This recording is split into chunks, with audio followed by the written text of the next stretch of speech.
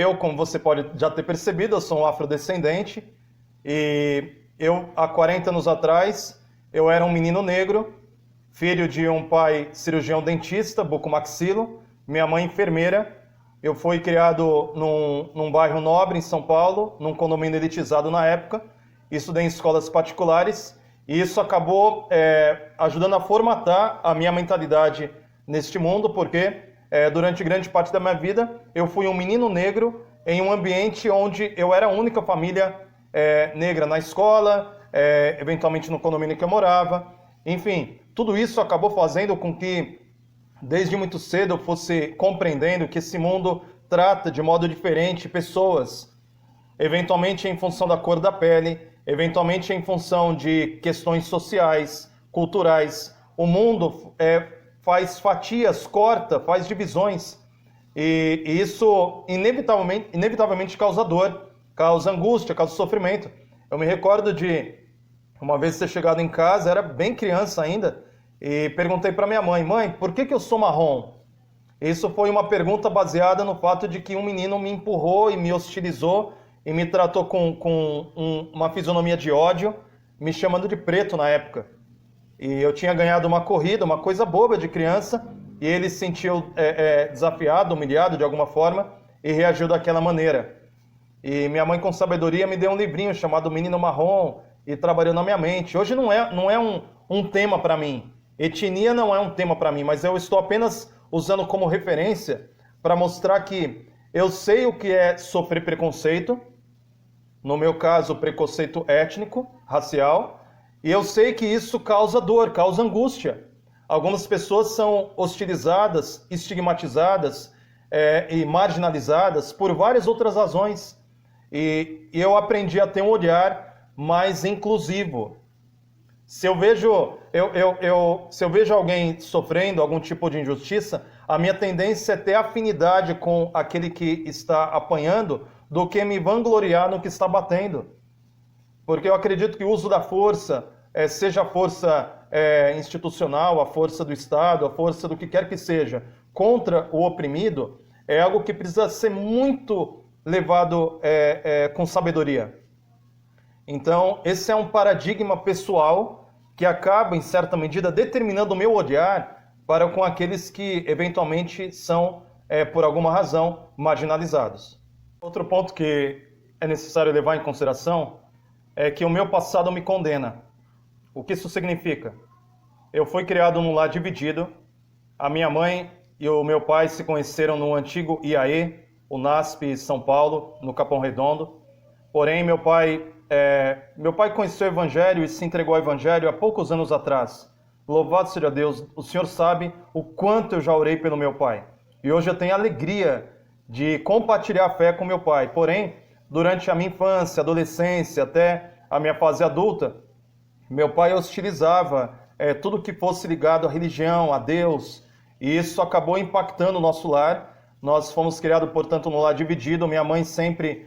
as memórias a respeito da minha mãe é sempre minha mãe lendo a Bíblia, lendo os testemunhos, sentada na cabeceira da cama dela. Isso até hoje, isso é assim. Porém, o meu pai exerceu uma influência que acabou prejudicando o meu andamento espiritual, de maneira que eu fui batizado aos 30 anos de idade. Ingressei oficialmente na igreja aos 30 anos de idade, muito embora tenha tido contato com a igreja desde sempre, desde a infância. Isso fez com que, infelizmente, eu tivesse tido muitas experiências mundanas, experiências que, infelizmente, machucam o meu coração até hoje, já machucaram o coração de outras pessoas. Enfim, infelizmente, andei por esses caminhos, mas louvado seja o Senhor, porque há tempo Deus me resgatou e fez uma obra incrível na minha vida. Hoje eu sou ministro do Evangelho pela misericórdia do Senhor, porque agiu de um modo muito rápido, muito poderoso, muito impressivo. Não tem como negar que Deus me trouxe até onde eu estou. E por ter esse encontro com o Senhor, assim, com a graça, eu tive um encontro com a graça do Evangelho. Eu conheci primeiro Jesus, depois é que eu fui de fato conhecer a igreja, as instituições e tudo mais. Haja vista que eu permaneci durante quase 4 anos lendo a Bíblia, sem frequentar um templo.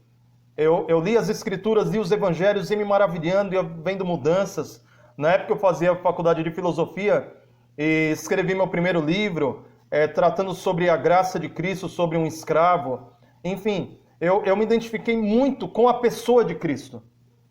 E depois eu fui me afinizando e me institucionalizando, porém, o meu primeiro olhar, o meu primeiro amor, a maneira como eu aprendi do Evangelho foi lendo as Escrituras, vendo como Jesus tratava as pessoas, vendo como Jesus sentava com prostitutas, com publicanos, com pagadores de impostos. Jesus tratava o samaritano com misericórdia e bondade. Em muitas ocasiões, Jesus teve mais acesso a estrangeiros do que até mesmo aos próprios judeus, e os evangelhos tratam isso de modo muito escandaloso, porque Jesus veio para os que eram seus, e os seus não o receberam. Então, tendo esse olhar a respeito de como Jesus tratava as pessoas, ligado ao fato de que eu fui também marginalizado durante um período da minha vida, eu enxergo que em Cristo não pode haver divisões desta ordem. Eu vejo que em Cristo nós temos que ter um olhar a respeito do nosso semelhante muito mais misericordioso, inclusive, do que temos tido até aqui. Porque em Cristo não há judeus, não há gregos, não há homens, não há mulheres. São todos em Cristo, livres, escravos. Louvado seja o nome do Senhor. Questões sociais, questões até mesmo denominacionais, doutrinárias, quaisquer divergências que possam existir, em Cristo devem ser dissipadas, devem ser anuladas em Cristo. Porque a pessoa de Jesus Cristo é o modelo de como nós devemos de fato ser. E eu aprendo muito nos evangelhos como tratar aqueles que eventualmente pensam diferente de mim, aqueles que eventualmente têm uma cultura diferente da minha, aqueles que eventualmente têm uma fé que aponta para outras direções, como tratar tais pessoas. Eu vejo que Jesus, em muitos casos, estava disposto a colocar em risco a sua reputação para que eles tivessem acesso àqueles que precisavam ser alcançados. Então, Jesus conversando com a mulher samaritana a sós, uma mulher que não tinha cara de freira, uma mulher que tinha tido já 5 amantes, estava com um sexto, uma mulher que devia ter um sex appeal, devia ter algo que chamasse a atenção dos homens. Jesus não preferiu colocar em risco a sua reputação diante dos discípulos, a perder a oportunidade de estar com aquela mulher e levá-la até o Evangelho. Isso é tremendo. O mesmo com os publicanos, o mesmo com as meretrizes, o mesmo com todo aquele que se achegasse ao Senhor. Jesus tocava os leprosos, Jesus tocava as pessoas, Jesus se interessava por aqueles que tinham fome e sede de justiça. E quem sou eu para julgar a maneira se o determinado sujeito tem ou não fome e sede de justiça? Pelos seus frutos vos conhecereis. Pelos seus frutos vos conhecereis. Paulo não tinha essa preocupação quando foram perguntar para ele, olha, estão pregando assim, ele falou, olha, se estão pregando por pretexto, o que quer que seja, o que importa é que o evangelho está sendo anunciado. O mesmo nos dias de Jesus, o mesmo nos dias de Moisés. Moisés disse, olha, quisera que todos tivessem o Espírito Santo. Quisera que todos tivessem o Espírito Santo. E na minha mente, isso é mais claro do que o sol no meio-dia. Olha, se você acredita que vai continuar pecando até os céus se rasgarem, Jesus voltar nas nuvens dos céus, olha, eu tenho uma péssima notícia para você. À luz dos evangelhos, você está completamente errado. Completamente errado. Porque os evangelhos apresentam a vitória de Cristo sobre o pecado, e o Novo Testamento comunica que a vitória de Cristo é compartilhada com os discípulos. Louvado seja Deus! O Espírito Santo, que no passado escreveu em tábuas de pedra, hoje escreve em tábuas de carne, isto é, nos corações. Deus atua através do Espírito Santo para que tenhamos poder sobre as nossas debilidades, poder sobre os nossos pecados e sejamos mais do que vencedores. Existem 2 textos, um de Pedro e um de João, que apresentam isso numa ótica incrível, realmente incrível. Pedro diz que nós podemos ser em Cristo, coparticipantes da natureza divina. Coparticipantes da natureza divina. João complementa esta sentença de Pedro, dizendo que aqueles que são nascidos de Deus sobre eles atua a divina semente. A divina semente. É por isso que vitória sobre o pecado e natureza de Cristo são dois assuntos indissociáveis. Por qual razão? Porque Jesus é o paradigma do novo nascimento. Jesus é um homem nascido de mulher, gerado pelo Espírito. Olha que maravilha! Nascido de mulher, gerado pelo Espírito, gerado pela divina semente. Jesus habita corporalmente toda a plenitude da divindade.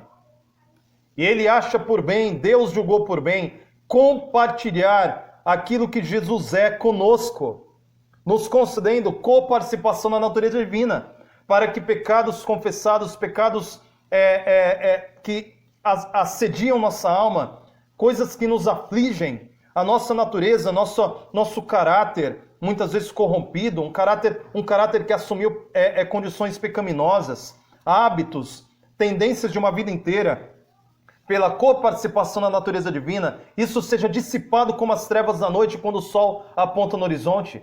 Isso é uma bênção, esse é o Evangelho. Se você não crê assim, meu amado, leia especialmente o Novo Testamento, veja Jesus e veja como os apóstolos tratavam a graça do Senhor Jesus, fazendo-os poderosos a respeito deste mundo das trevas. E Tiago diz coisas que para nós parecem até estranhas de assimilar, porém essa é a realidade. Resistir ao diabo e ele fugirá de vós, humilhai-vos sobre a poderosa mão de Deus.